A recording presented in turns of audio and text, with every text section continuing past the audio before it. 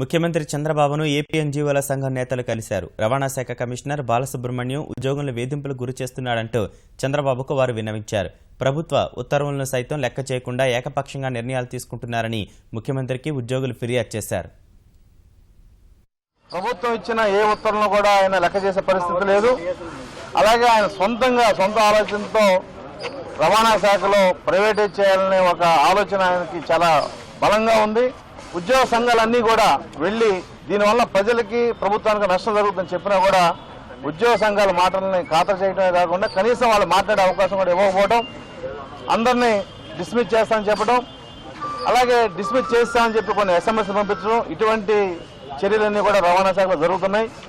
దాదాపు 4 రోజులుగా మేము 2 సార్లు రవాణా శాఖ మంత్రి గారిని కలవడం, ప్రిన్సిపల్ సెక్రటరీ గారిని కలిసిన తర్వాత వాళ్ళు కూడా మరి ఈ విషయాలన్నీ మాకు తెలుసు, మీరు ఉద్యోగ సంఘాలుగా ఒకసారి ముఖ్యమంత్రి నోటీసులో కూడా తీసుకెళ్ళాలని చెప్పిన దరిమిలా ఈ రోజున రవాణా శాఖలో ఉన్న ఉద్యోగ సంఘ నాయకులు అందరూ కూడా కలిసి వాళ్ళ ముఖ్యమంత్రి గారు వివరించడం జరిగింది.